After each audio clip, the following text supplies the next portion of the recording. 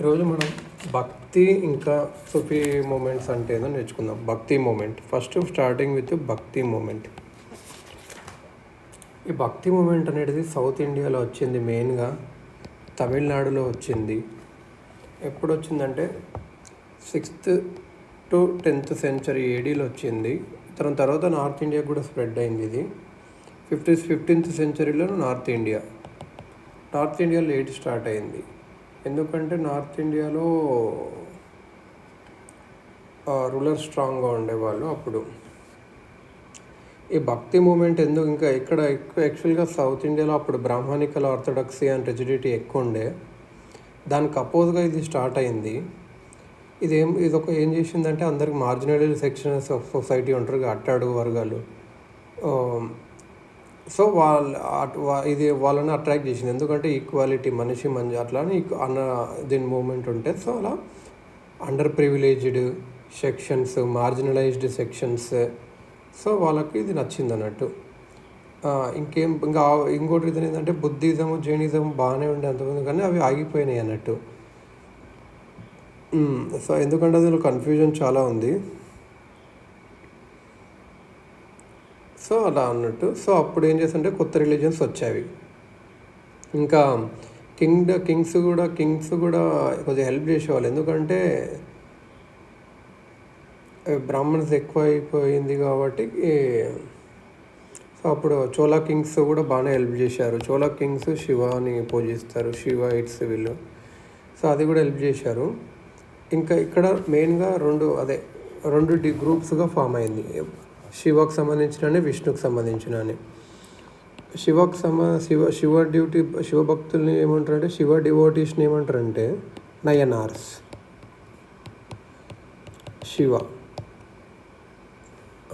శివని నయనార్స్ అంటారు. అల్వార్స్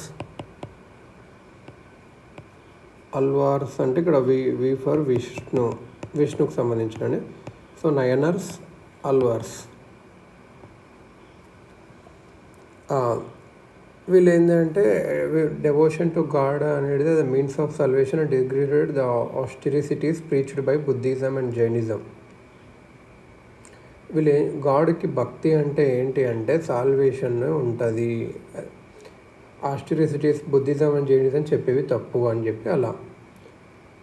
వీళ్ళు ఎక్కువ సాంగ్స్ ఏంటంటే డివోటీకి గాడ్కి మధ్యలో ఉన్న భక్తికి సంబంధించిన, ప్రేమకు సంబంధించిన దాని మీద వీళ్ళు ఎక్కువ సాంగ్స్ పాడారు. వీళ్ళు లోకల్ లాంగ్వేజెస్ వెర్నాకులర్స్లో వేసేవారు, తమిళ్, తెలుగు కామన్ పీపుల్కి అర్థమయ్యేటట్లు. ప్రీస్ట్ అవసరం లేదు వీళ్ళకి ఇక్కడ భక్తి మూమెంట్లో. సో అలా మూమెంట్ పాపులర్ అయిపోయింది. ఫస్ట్ ఈ అల్వార్స్ ఎవరు మనం చూద్దాం. అల్వార్స్ అనేవి మెయిన్గా మనం ఇంతకుముందు చూసినంత ప్రకారం విష్ణుకు సంబంధించిన వాళ్ళు, వైష్ణవ పోయిట్ సెయింట్స్ అని వచ్చేచ్చు. వీళ్ళు విష్ణువుని కృష్ణ అని అలా విష్ణు అవతారాలు పూజిస్తారు అన్నట్టు. ఒక ప్లేస్ నుంచి ఒక దగ్గరికి వెళ్తూ ఉంటారు, వైష్ణవిజాన్ని స్ప్రెడ్ చేస్తారు. ఫిలాసఫీ ఆఫ్ జైనిజం, బుద్ధిజం దాన్ని అపోజిట్ చేస్తారు. 12 అల్వార్స్ ఉంటారు వీళ్ళు. 12 Alvars.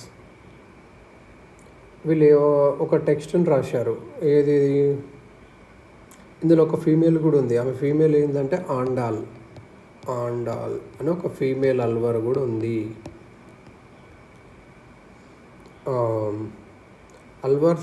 Female Alwar Saint and is referred to as the Meera of south. ఈ ఆండాల్ అనేట ఆమెని మీరా ఆఫ్ సౌత్ అని అంటారు. వీళ్ళు 12 అల్వార్స్ రాసిన టెక్స్ట్ ఏంది? నల్లఈర దివ్య ప్రబంధం. నల్లఈర దివ్య ప్రబంధం. నల్లఈర దివ్య ప్రబంధం అనేది వీళ్ళు రాశారన్నట్టు. అల్వార్స్ రాసింది నల్లఈర దివ్య ప్రబంధం.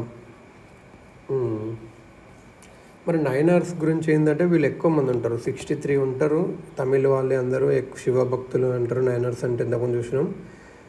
Extreme asceticism to attain the larger goal. వీళ్ళు ఎక్స్ట్రీమ్గా అంటే కొంచెం కఠినంగా ఉండేవాళ్ళు. ఏసెటిజం ఎక్స్ట్రీమ్గా ఉండేది. ఒక 3 నయనర్స్ ఎవరంటే అప్పార్, సంబందర్, సుందరార్ అనే ఒక పోయమ్స్ రాశారు. ఎవరెవరు? అప్పారు, సంబందారు, సుందరార్ వీళ్ళు కలిసి ఒక పోయమ్స్ రాశారు. ఆ పోయమ్స్ ఏమని పిలుస్తారు? తేవరాం 10th centuryలో రాశారు. Nayanars were Brahmans and nobles, but they also included oil mongers and Vellalars. ఎక్కువ మంది బ్రాహ్మిన్స్ ఉండేవాళ్ళు, ఇందులో నోబుల్స్ ఉండేవాళ్ళు, ఇంకా ఆయిల్ మాంగర్స్ అంటే ఆయిల్ చేసే సంబంధించి ఆయిల్ మాంగర్స్, ఇంకా వెల్లలార్స్ ఉండేవాళ్ళు. అల్వార్స్ వీళ్ళు బ్రాహ్మణికల్కి అపోజిషన్. వీళ్ళు యాక్చువల్గా బ్రాహ్మణికల్ డామినేషన్కి, జైనిజంకి, బుద్ధిజంకి కూడా వీళ్ళే భక్తి మూమెంట్ మెయిన్ అన్నట్టు. ఇంకొకటి ఏంటంటే వైష్ణవేట్ మూమెంట్, లింగాయత్ మూమెంట్. ఇంకొకటి ఏమంటే లింగాయత్స్ అంటే ఎవరు? వీళ్ళు 12th centuryలో ఉంటారు. అప్పుడు వచ్చింది వీరశైవ మూమెంట్ అని అంటాం దీన్ని. ఇది కర్ణాటకలో జరిగింది. శైవేట్ సెక్ట్ కర్ణాటకలో జరిగింది. ఇది ఏ డైనస్టీ అప్పుడు అంటే కలాచూరి డైనస్టీ.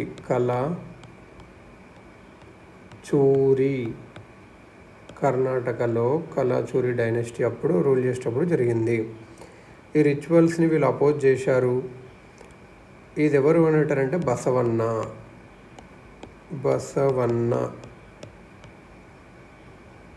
వీరశైవ అని అంటారు. Heroes of Shiva are the Lingayats wearers of Shivalinga. Veerashaiva మూమెంట్లో ఏమేమి ఉన్నాయంటే శివాని పూజించడం in the form of linga, miss manifestations as లింగాన్ని లెఫ్ట్ షోల్డర్ మీద వేసుకోవడం,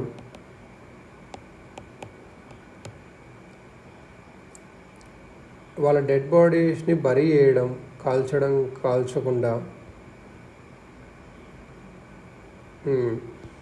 థియరీ ఆఫ్ రిబర్త్ని క్వశ్చన్ చేశారు వీళ్ళు, క్యాస్ట్ సిస్టమ్ని ఛాలెంజ్ చేశారు, encouraging post puberty marriage and remarriage of widows చేసుకున్నారు. పోస్ట్ పబర్టీ మ్యారేజ్ కూడా చేసుకున్నారు. Post puberty and remarriage of widows వీళ్ళు ఎంకరేజ్ చేశారు. ఇక్కడ భక్తి మూమెంట్ ఒక ఫీచర్స్ ఏంటి? ఇంటెన్స్ లవ్, డివోషన్, ఈ రెండే మీన్స్ ఆఫ్ సాల్వేషన్. ప్రేమ, భక్తి. Unity of God and repeating the one true name repeatedly. ఒకటే నేమిన తపస్సు చేయడము. యూనివర్సలిజం, ప్రపంచం అంతా ఒకటే, దేవుడే, అందరికి సంబంధించిన దేవుడే. రిచువల్స్, సెరిమనీస్ ఇవన్నీ వేస్ట్. క్యాస్ట్ డిస్క్రిప్షన్ అని లేదు. మన మైండ్ ఓపెన్గా పెట్టుకోండి. రిలీజియస్ మీద, జెండర్ ఇష్యూస్ మీద ఇద్దరు సమానమే. మీల్స్ కూడా సేమ్ ఒకటే దగ్గర వండుకొని కామన్ కిచెన్ లాగా చేసేవాళ్ళు. ఫీమేల్స్ని infanticide and the practice of sati ఇవి waste. Local and regional languages to spread their messages వాడేవాళ్ళు. పర్సనల్ గాడ్ అంటే పర్సనల్గా గాడ్ అనేది నీ పర్సనల్. అది ఒక మంచి టీచర్ ఉంటే దేవుడిది ఇంకా బాగా తెలుస్తుందని వీళ్ళు నమ్మేవాళ్ళు అన్నట్టు. They propagated equality and spirit of brotherhood like the Sufis చెప్పినట్టే ఈక్వాలిటీ, అందరు అన్నతమ్ముల్లాగా ఉండాలి, సమానం.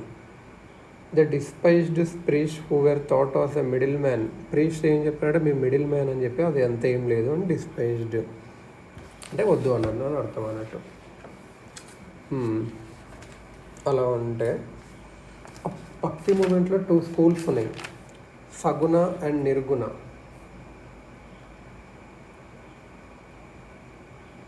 సగుణ అండ్ నిర్గుణ మెయిన్. సగుణ అంటే విత్ యాట్రిబ్యూట్స్, నిర్గుణ అంటే వితౌట్ యాట్రిబ్యూట్స్. సగుణ నిర్గుణ విత్ యాట్రిబ్యూట్స్, ఇది వితౌట్.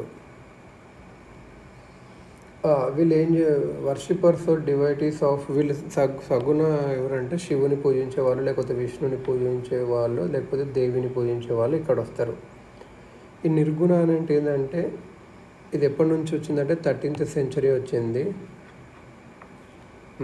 తర్వాత చూద్దాం ఇది.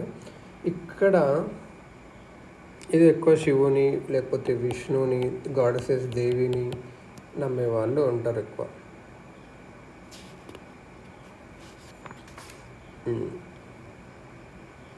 సో అలా ఉంటాయి.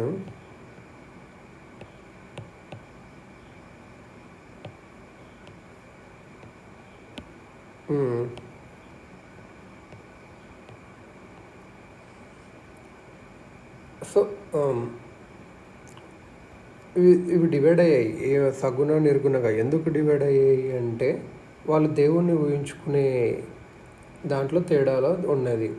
ఒకటి ఏం చెప్తుందంటే గాడ్కి ఫామ్లెస్ లేదు, గాడ్ ఫామ్లెస్ అంటే గాడ్కి ఏ ఫామ్ లేదు, అంటే రూపం లేదు, క్వాలిటీస్ లేవు, యాట్రిబ్యూట్స్ లేవు అలా అని చెప్పి అని అంటారు అన్నట్టు. ఇదే నిర్గుణ స్కూల్. వీళ్ళు ఎక్కువ అంటే నాలెడ్జ్ని గెయిన్ చేసుకోవడము, ఈ స్క్రిప్చర్స్ ఈ బుక్కులన్నీ వేస్ట్, ఆ వేదాలు ఇవన్నీ వేస్ట్ అని చెప్పి నిర్గుణ వాళ్ళు చెప్పారు. ఐడల్ వర్షిప్ని వద్దు అని చెప్పారు. ఇక్కడ ఎవరు అంటే కబీర్, గురునానక్, దాదు దయల్ వీళ్ళు important prominent figures. Kabir, Guru Nanak, Dadu Dayal గుర్తుపెట్టుకోండి. సగుణ ఏం చెప్తారంటే గాడ్కి ఫామ్ ఉంది, క్వాలిటీస్ ఉంది, యాట్రిబ్యూట్స్ ఉన్నవి. ఇది నిర్గుణ ఫామ్లే.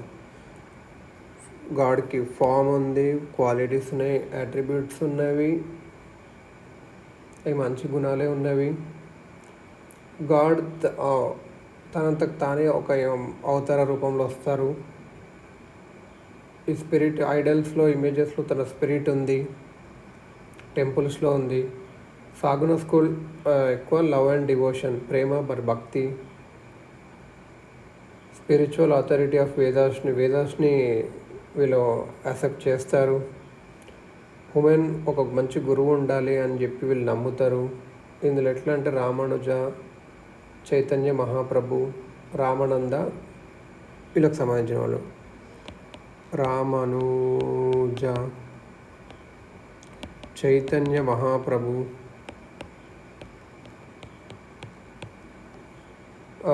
రామానుజ, చైతన్య మహాప్రభు, రామానంద.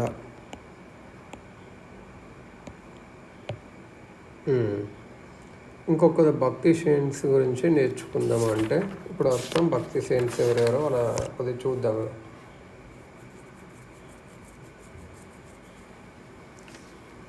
భక్తి సెయింట్స్ చూసాం. అసలు ఇంపాక్ట్ ఏమైంది అంటే యాక్చువల్గా ఇంపాక్ట్ ఆఫ్ భక్తి మూమెంట్ ఏంటంటే ఉమెన్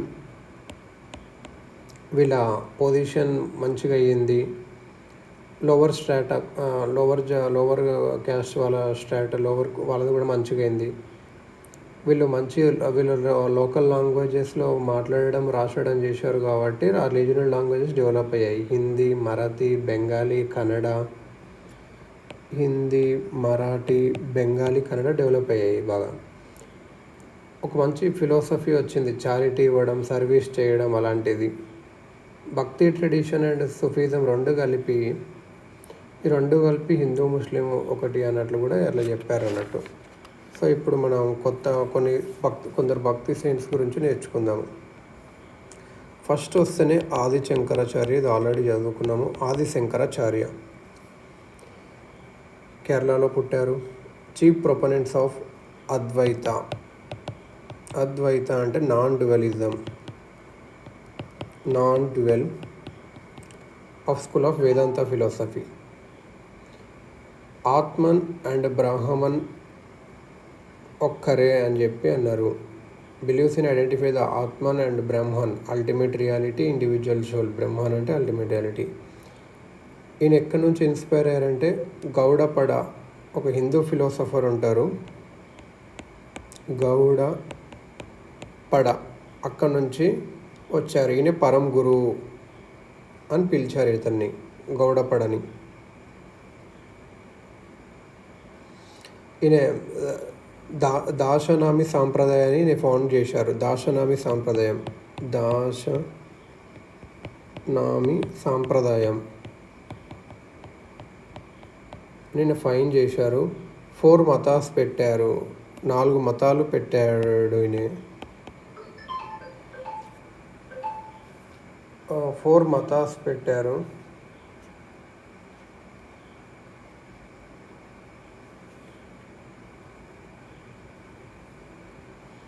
ఎక్కడెక్కడ దాన్ని ఏమంటారంటే అమ్నయ పీతమ్స్ ఆర్ మొనాస్ట్రీస్. అమ్నయ పీఠాలు, అమ్నయ పీఠాలు ఆర్ అదే మొనాస్ట్రీ, ఇంగ్లీష్లో అంటే మొనాస్ట్రీస్. హెడ్ క్వార్టర్ వచ్చేసి ద్వారకాలో, వెస్ట్కి సంబంధించింది. జగన్నాథ్పురి ఒడిశా, ఈస్ట్కి సంబంధించింది. శృంగేరి కర్ణాటక. బద్రికాశ్రమ ఉత్తరాఖండ్లో, నార్త్లో. ఈస్ట్లో వచ్చేసి పూరి, జగన్నాథ్పురి ఒడిశాలో. సౌత్లో వచ్చేసి శృంగేరి కర్ణాటక.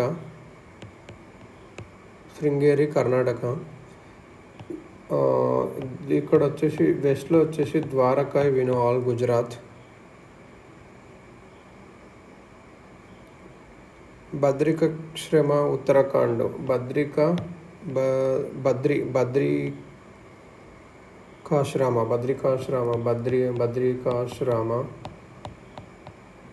ఇది ఉత్తరాఖండ్లో ఉంటుంది. ఇక్కడ ఫామ్ చేశారు. ఈయన ఒక ఏం రాశారు అంటే 1000 టీచింగ్స్ అంటారు. ఉపదేశశ్రీ 1000 టీచింగ్స్ని అదొకటి రాశారు. ఈయన 1000 టీచింగ్స్ రాశాడు. ఉపదేశశాస్త్రి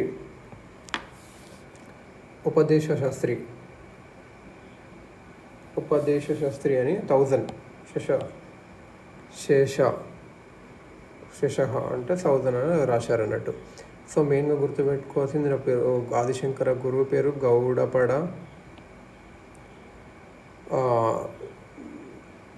దశనామి సాంప్రదాయాన్ని కనిపెట్టారు, అద్వైత, అది గుర్తుంటుంది.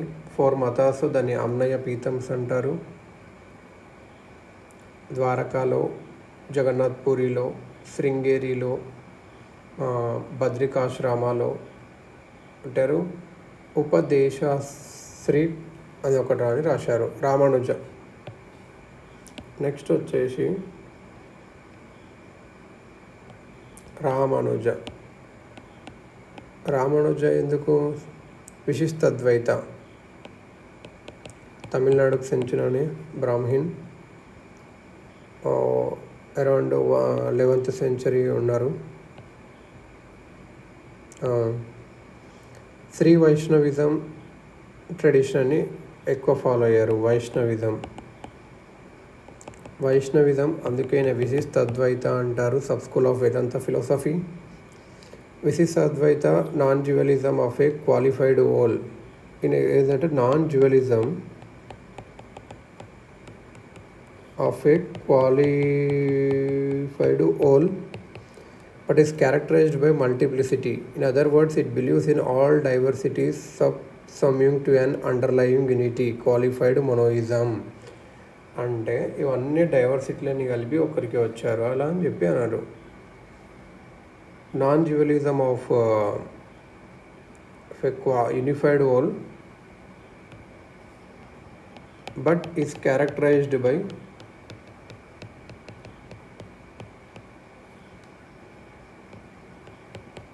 మల్టిప్లిసిటీ. సో అలా శ్రీరంగం రంగనాథ టెంపుల్, శ్రీరంగం రంగనాథ టెంపుల్ ఉంటారుగా, అది రామానుజకు సంబంధించింది, వాళ్ళ ట్రెడిషన్కి సంబంధించింది. వీళ్ళంటే శ్రీ వైష్ణవిజం ట్రెడిషన్ రామానుజ.